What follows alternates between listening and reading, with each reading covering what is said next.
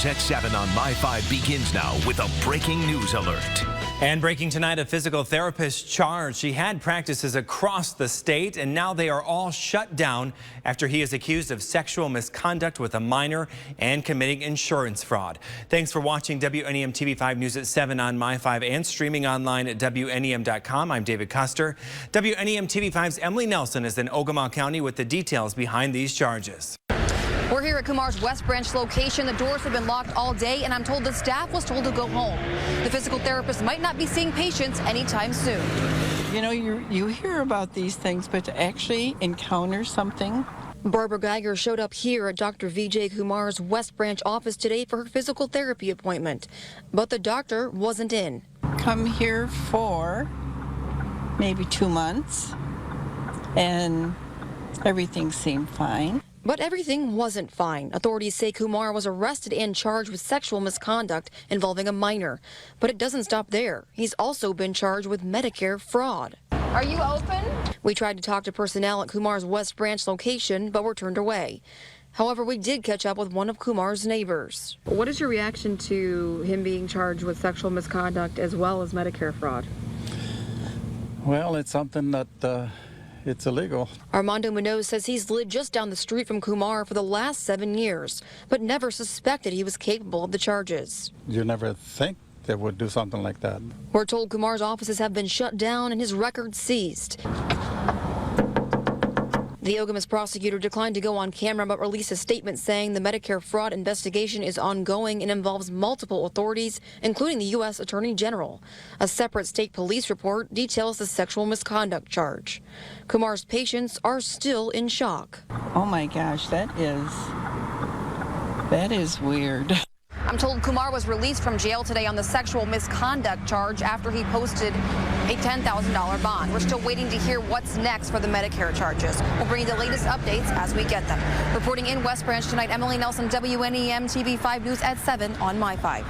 All right, Emily, thank you. Vijay Kumar's due back in court August 13th. To see the documents surrounding his arrest, go to WNEM.com. And of course, we'll be keeping a close eye on this story. Stay with us on air and online for continuing coverage. Also breaking tonight, fire destroys one home and spreads to the house next door. It started at an abandoned structure, and the winds made fighting this blaze difficult. The fire spread to a neighboring house, creating a more taxing situation for emergency personnel. Investigators aren't ruling out arson. Well, one of the neighbors said he saw 2 men exit the building in a rather quick way, running from the building, and so we're going to check out that story and see if it pans out. 2 firefighters at the scene were treated and released for heat exhaustion. Let's take a live look at Bay City now and Vets Memorial Bridge on this beautiful Wednesday, and we are in the midst of what could be the nicest stretch of weather we have had this year. Meteorologist Chris Eastlick has a first look at our forecast. Hi, Chris. Hi there, David. Yeah, we are certainly in one of the nicest stretches of the year, and thanks to that nice stretch of weather, we're getting viewer photos like these. Chris Oates sent this photo to us from Mount Pleasant today. We've gotten a lot of photos from viewers from this, but Chris sent this one, and this is what's called a circumhorizontal arc here, and it forms when we have ice crystals high up in the atmosphere that essentially get bent as they pass through the high-level clouds there, giving us the finished product. A very nice viewer photo here. Chris, thank you. And if you want to send your viewer photos to us, you can always send them to us on Facebook and Twitter using the hashtag FirstWarn5. We'll take you back to your sky tracker tonight and show you just a few afternoon cirrus clouds moving through the area today. We did see a few times where we had some mostly cloudy skies, but those clouds are going to quickly diminish as we go through the night tonight. We'll take a wider view here and show you the same conditions can be found off to the west, and that's going to continue for the next couple of days and into your weekend. We'll take you to highs today where most of us got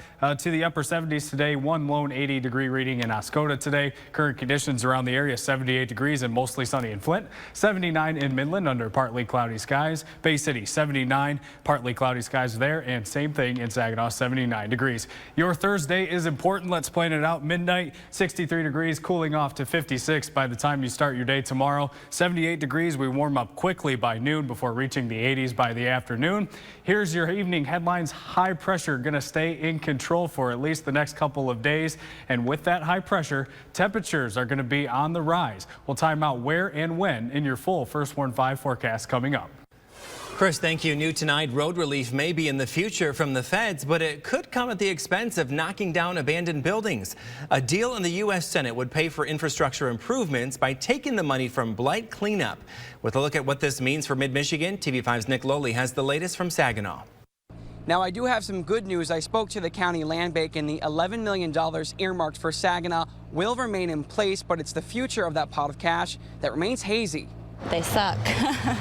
They really suck. That's a sentiment shared among many drivers about the roads in mid-Michigan. But can the fix be in the millions allocated to fight blight? A new proposal in the U.S. Senate calls for moving money earmarked for that to fixing the roads. But it's a plan that's not sitting well with everyone. Never happen. It'll never happen.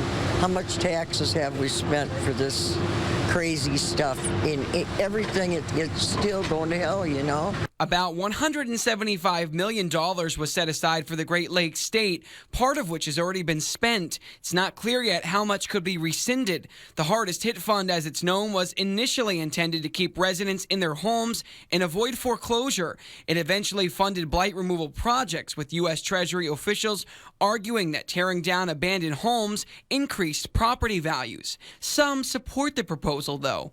I don't care. They can keep the abandoned houses. I'd rather have good roads, because it sucks when I'm steadily putting money into fixing tie rods and stuff because I'm hitting potholes. For some drivers, they don't care how the fix is funded, just as long as it gets done. There's certain areas that needs to be fixed, and it's kind of a recurring issue.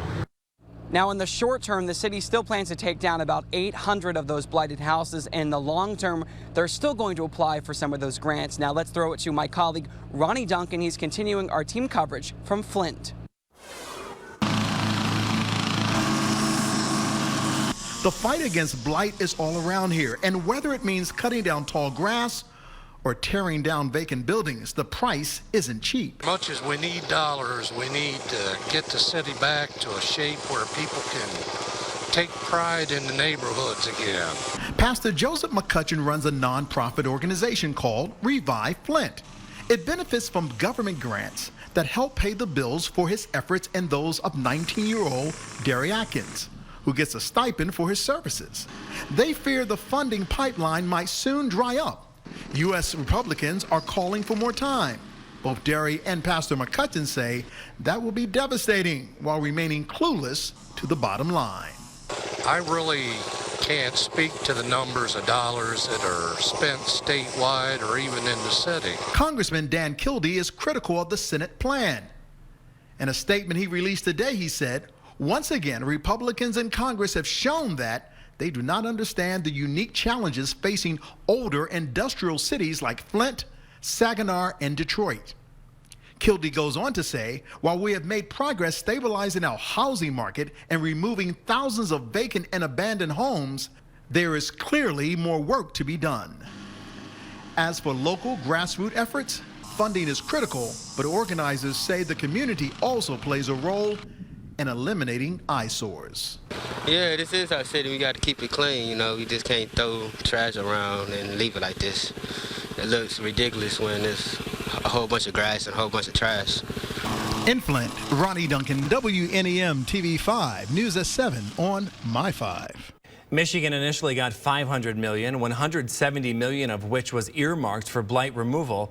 And we wanted to know, what's your preference, roads or blight? Well, Mark says it's expensive to pay for replacement parts from bad roads, so he would rather see tax dollars going toward roads instead of blight. Tom says we shouldn't have to choose between the two. Now, you can join the conversation. Just head on over to our Facebook page or send an email to WNEM@WNEM.com. New tonight, a man charged with attempted murder for allegedly trying to run down state troopers. John Gallup is accused of leading police on a chase last Thursday through the city of Flint, which ended when troopers shot and wounded him. Gallup is being held on a $250,000 bond and could get life in prison if convicted. A legendary local coach laid to rest today. Hundreds gathered in Midland for the funeral of longtime Northwood football coach Pat Riepma. Family, friends, and former players remembering the man who was a powerful force in their lives, both on the field and off. He taught us as football players and coaches to give up the me for the we. We're confident in knowing that Coach Riepma, a true servant leader, has received his most important victory of all. Rietma recently lost a long battle with cancer. He was 54. Well, switching gears, it's time to start your engines. It's almost that time for Back to the Bricks, and we've got the latest on plans for the premier summer event. Junk and rodents in one neighborhood, and the neighbors are fed up, but we step in and get results. This is WNEM-TV 5 News at 7 on My 5, serving Linwood, Sanford, Burton, and your hometown too. It's coverage you can count on.